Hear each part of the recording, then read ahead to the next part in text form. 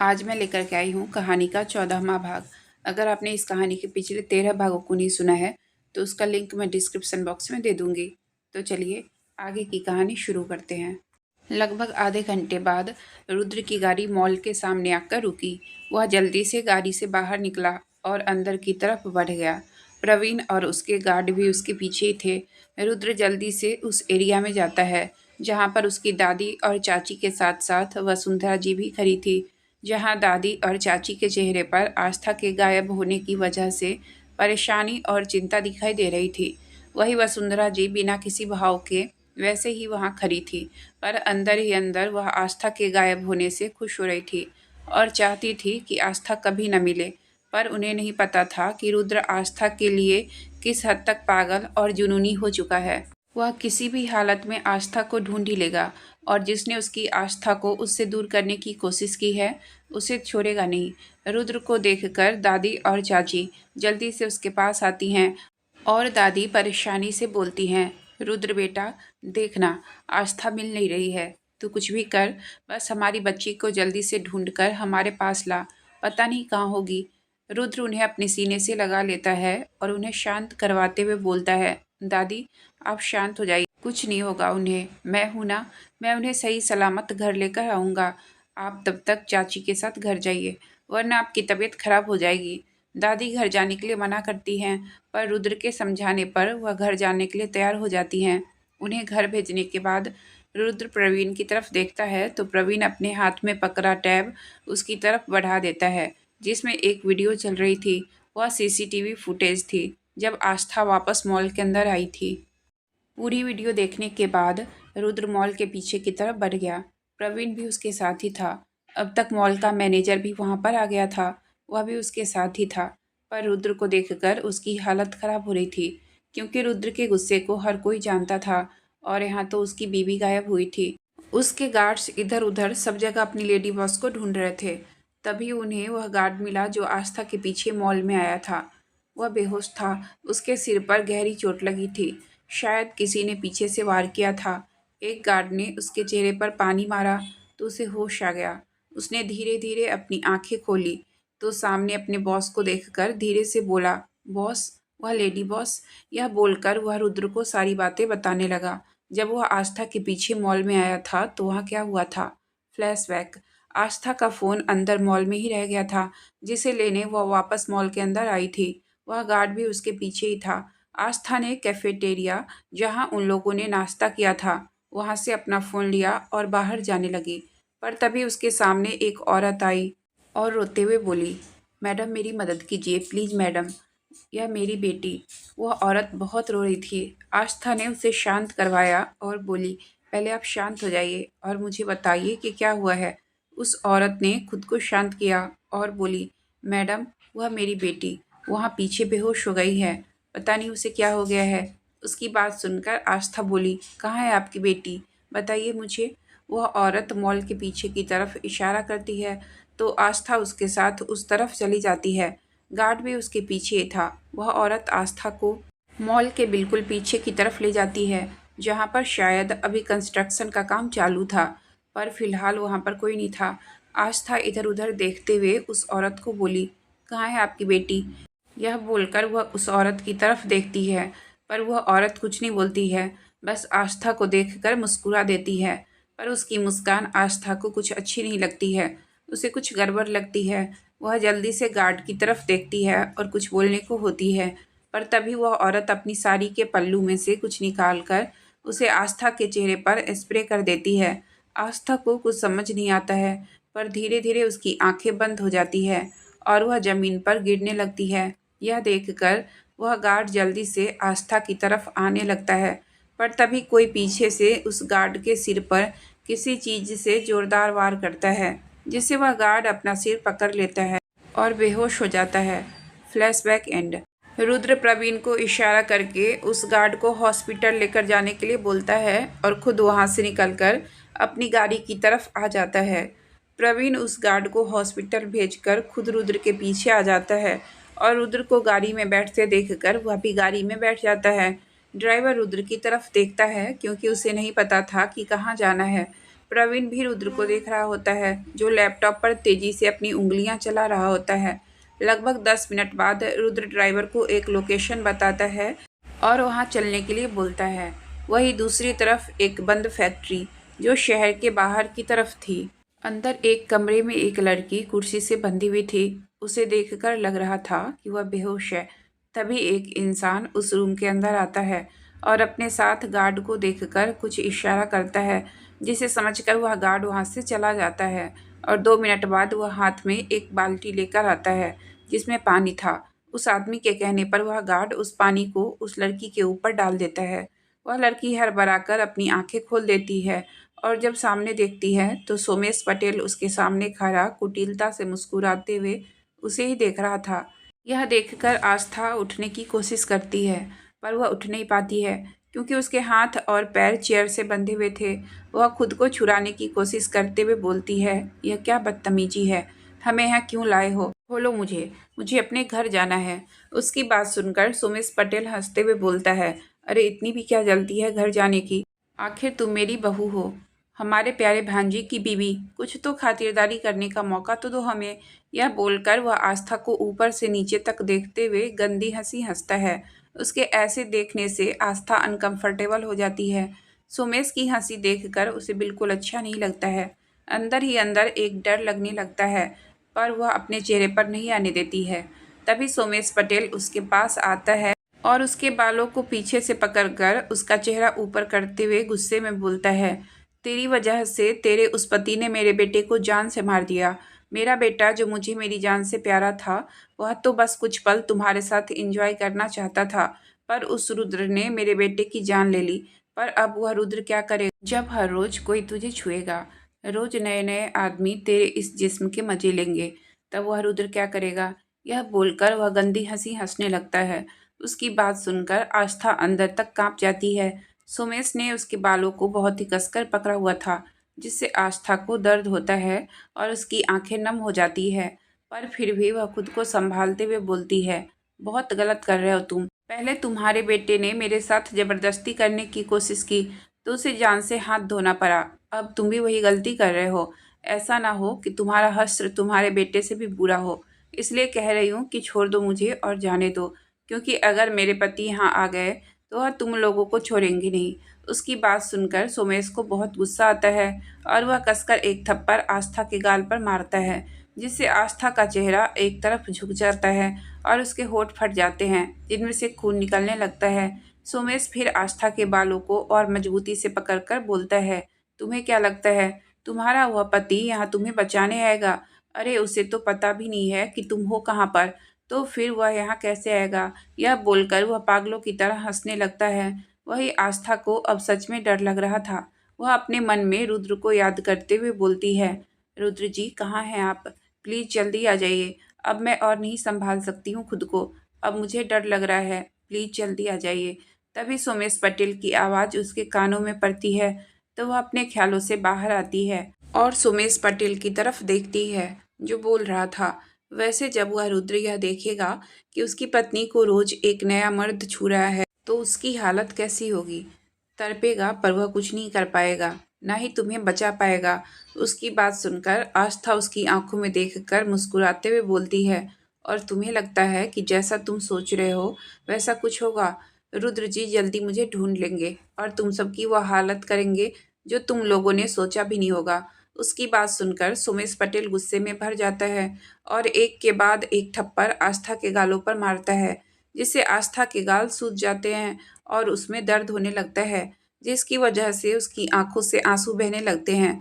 सोमेश पटेल आस्था के बालों को और मजबूती से खींचते हुए बोलता है, बहुत भरोसा है ना तुझे अपने पति पर, तो आज तेरा यह भरोसा भी टूटेगा और उसके साथ तू भी टूटेगी। और तेरी हालत देख, तेरा वह पति रुद्र भी टूटेगा। वैसे कुछ भी कह, है तू बहुत कमाल की, इसलिए मेरा बेटा तुझे छूने से खुद को रोक नहीं पाया। पर कोई बात नहीं, उसका अधूरा काम मैं पूरा करूँगा कि तेरा वह पति देख तक नहीं पाएगा। उसकी बात सुनकर आस्था अंदर तक कांप गई और उसे देखते हुए रोकर बोली, नहीं छोड़ दो मुझे, जाने दो, छोड़ दो। पर सोमेश को कोई फर्क नहीं पड़ा। वह आस्था को किस करने के लिए उसके चेहरे की तरफ झुकने लगा आस्था खुद को उससे छुड़ाने की कोशिश कर रही थी, पर हाथ पैर बंधे होने के कारण कुछ नहीं कर सकती थी। ऊपर से सोमेश पटेल ने उसके बालों को मजबूती से पकड़ रखा था। आस्था को अब कुछ समझ नहीं आ रहा था। वह मन ही मन रुद्र को याद कर रही थी। तभी एक जोरदार आवाज के साथ रूम का दरवाजा खुला। रुद्र अंदर आया। जैसे ही उसकी नज़र सामने गई, उसकी आंखें गुस्से से लाल हो गई। हाथ और माथे की नसें दिखाई देने लगी। वह जल्दी से आगे बढ़ा और एक जोरदार लात सुमेश पटेल को मारी, जिससे वह दूर जाकर गिरा। रुद्र ने आव देखा न ताव, बस सोमेश पटेल के पास जाकर उसके चेहरे पर मुक्कों की बरसात कर दी। सोमेश पटेल को तो कुछ समझ ही नहीं आया कि क्या हुआ है। उसे उम्मीद नहीं थी कि रुद्र इतनी जल्दी वहां पर पहुंच जाएगा, पर अब उसे रुद्र के गुस्से को देखकर डर लग रहा था। लेकिन फिर भी वह हार मानने को तैयार नहीं था। इसलिए रुद्र की मार से बचते हुए उसने अपने गार्ड्स की तरफ देखा और चिल्लाते हुए बोला, देख क्या रहे हो, पकड़ो इसे। उसकी बात सुनकर उसके गार्ड्स ने रुद्र को पकड़ने के लिए आगे बढ़ा। तभी रुद्र के गार्ड्स ने उन पर बंदूकें तान दी और उन्हें घेर लिया, जिस कारण वह लोग रुद्र तक पहुंच नहीं पाए। वही रुद्र लगातार सोमेश को मारते हुए बोल रहा था कि तेरी हिम्मत कैसे हुई उसे छूने की। मैंने कभी उनसे ऊंची आवाज में बात तक नहीं की और तुमने उन पर हाथ उठाया। मैं छोड़ूंगा नहीं तुम्हें। यह बोलकर वह उसे और बुरी तरह से मारने लगा। उसे देखकर ऐसा लग रहा था जैसे वह उसे जान से ही मार देगा। तभी प्रवीण की आवाज़ उसके कानों में पड़ी, जो कह रहा था, बॉस, आप लेडी बॉस को देखिए, इसे हमारे गार्ड्स देख लेंगे। आस्था का नाम सुनकर रुद्र ने उस तरफ देखा, जहां आस्था अपनी अधखुली आंखों से उसे ही देख रही थी। रुद्र भागकर उसके पास गया और जल्दी से उसके हाथ पैर खोलते हुए बोला, जान, कुछ नहीं हुआ है, मैं हूं ना आपके पास। आस्था ने रुद्र को देखा और धीरे से मुस्कुरा दी। उसी के साथ उसकी आंख बंद हो गई और वह बेहोश हो गई। उसे बेहोश देखकर रुद्र घबरा गया और जल्दी से उसे अपनी बाहों में उठाते हुए बाहर की तरफ भागा और प्रवीण को सबको अपने अड्डे पर पहुंचने के लिए बोल दिया। प्रवीण ने गार्ड्स को इंस्ट्रक्शन दिए और खुद रुद्र के पीछे पीछे बाहर आ गया। गार्ड ने गाड़ी का दरवाजा खोला तो रुद्र आस्था को गोद में लेकर ही गाड़ी में बैठ गया। प्रवीण भी ड्राइवर के साथ गाड़ी में आगे बैठ गया तो ड्राइवर ने गाड़ी आगे बढ़ा दी। गाड़ी में रुद्र आस्था को गोद में लिए बैठा एकटक उसे ही देख रहा था, जो अभी भी बेहोश थी। आस्था को ऐसे देखकर रुद्र को अपना दिल टूटता हुआ महसूस हो रहा था। उसे खुद पर ही गुस्सा आ रहा था कि क्यों उसने आस्था को अकेले मॉल भेजा, जबकि उसे पता था कि उसके दुश्मन उसे कमज़ोर करने के लिए उसके अपनों को नुकसान पहुंचाने की फिराक में रहते हैं। लेकिन फिर भी उससे यह गलती हो गई। यही सोचकर उसका गुस्सा बढ़ता ही जा रहा था। जो आगे बैठा ड्राइवर और प्रवीण दोनों महसूस कर रहे थे, पर कुछ बोल नहीं सकते थे। तभी रुद्र की नज़र आस्था के गालों पर पड़ी, जिन पर सोमेश की उंगलियों के निशान दिखाई दे रहे थे। वह देखकर रुद्र का गुस्सा कंट्रोल से बाहर हो गया। वह आस्था को देखते हुए ही अपने गुस्से भरी आवाज में प्रवीण से बोला, अपने आदमियों को बोल दो, सोमेश को कोई हाथ नहीं लगाएगा। उसे उसके किए की सजा मैं खुद दूंगा, अपने हाथों से। मेरी जान को दर्द पहुंचाने वाले का हिसाब मैं खुद करूंगा। प्रवीण ने हाँ में गर्दन हिलाई और अपना फ़ोन निकालकर किसी को मैसेज करने लगा। वही रुद्र ने आस्था के गालों को अपने हाथ से छुआ और धीरे से वहां सहला दिया। बेहोशी में भी उसके चेहरे पर दर्द की रेखाएं दिखाई देने लगी, जो देखकर रुद्र को बहुत तकलीफ हुई। उसने आस्था के गालों पर अपने होंठ रख दिए और उन्हें चूमने लगा और बार बार चूमता रहा। कुछ देर बाद उनकी गाड़ी रुद्र मेंशन में आकर रुकी। प्रवीण ने गाड़ी का दरवाजा खोला तो रुद्र आस्था को गोद में लिए ही बाहर निकला और अंदर की तरफ बढ़ गया। वहां पहले से ही डॉक्टरों की टीम उनका इंतजार कर रही थी। रुद्र आस्था को लेकर जल्दी से अपने रूम में आया और उसे बहुत ही आराम से बेड पर लिटा दिया, जैसे वह कोई कांच की गुड़िया हो, और वही उसका हाथ पकड़कर बैठ गया। प्रवीण भी उसके पीछे पीछे रूम में आ गया। उसके साथ ही डॉक्टरों की टीम थी। डॉक्टर ने सबको बाहर जाने के लिए कहा तो प्रवीण वहां से बाहर चला गया, पर रुद्र वही आस्था का हाथ पकड़कर बैठा रहा। डॉक्टर की हिम्मत नहीं हुई उसे बाहर जाने के लिए बोलने की, क्योंकि हर कोई उसके गुस्से से वाकिफ था।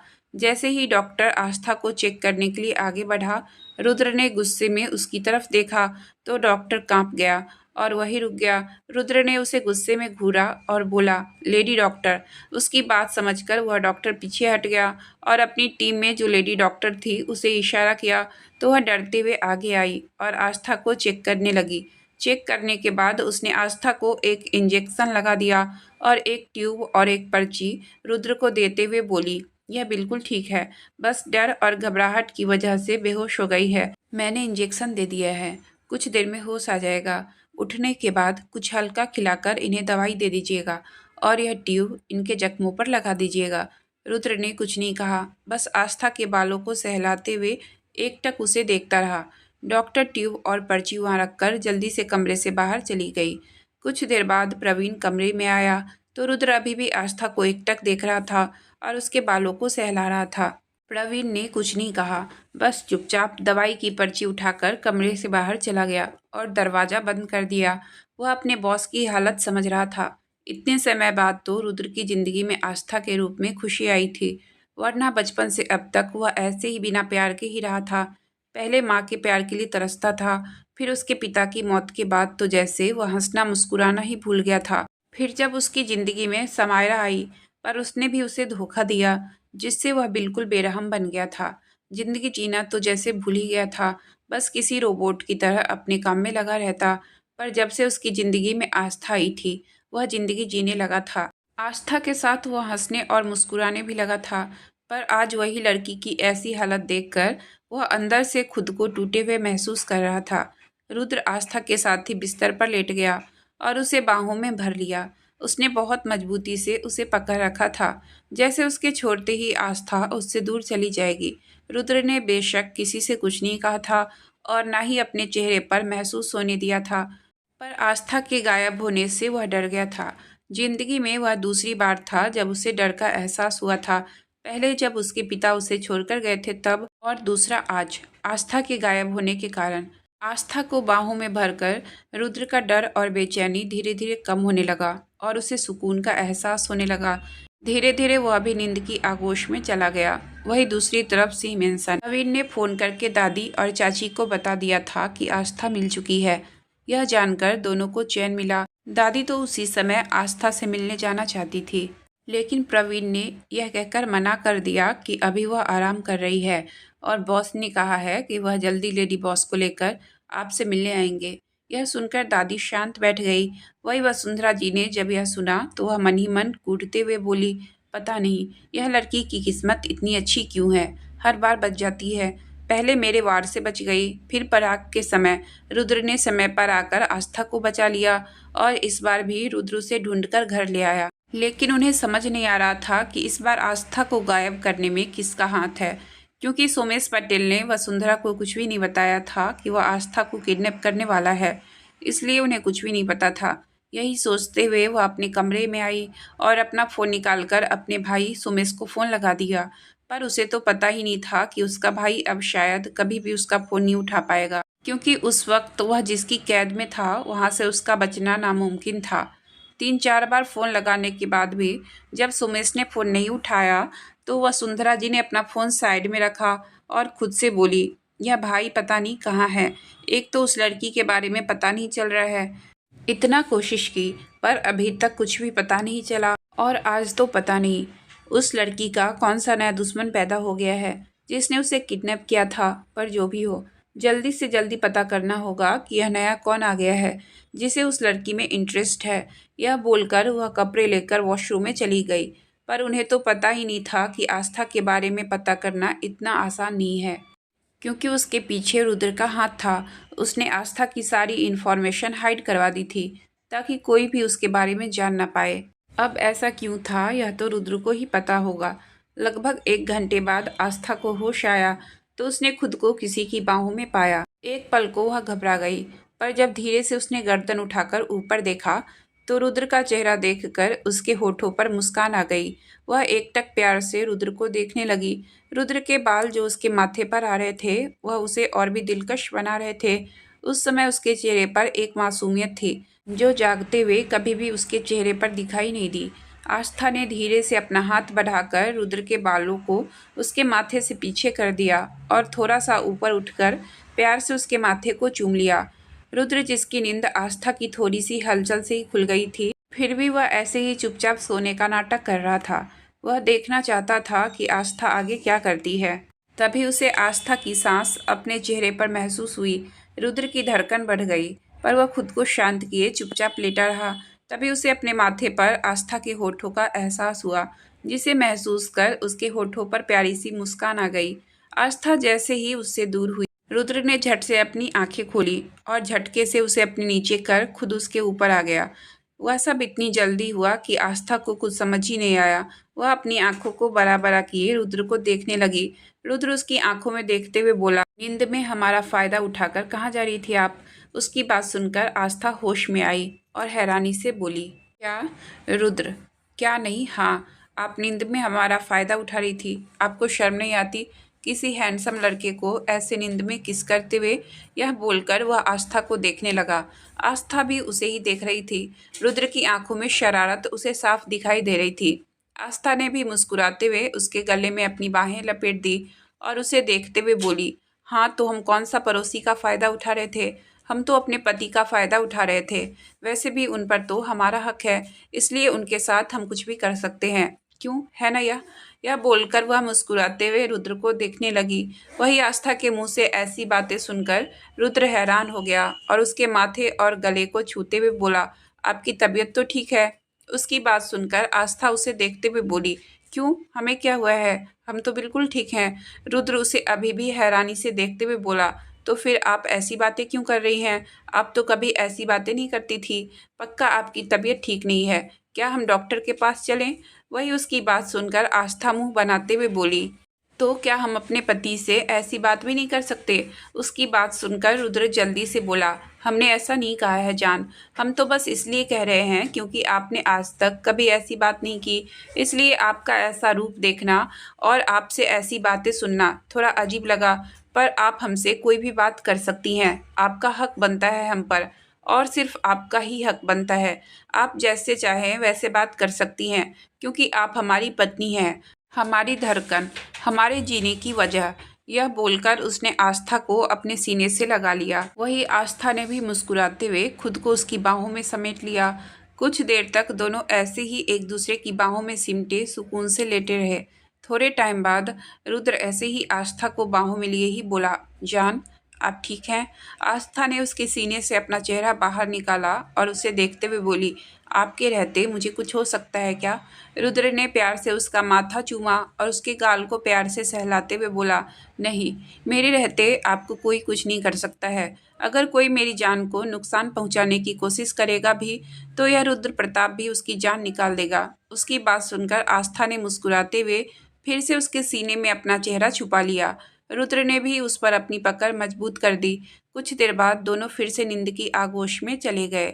वही राजस्थान, राजवंशी महल। भानु प्रताप जी अपने कमरे में सोफे पर रौब से बैठे हुए थे। उनका वफादार आदमी बलवंत उनके पास ही हाथ बांधे खड़ा था।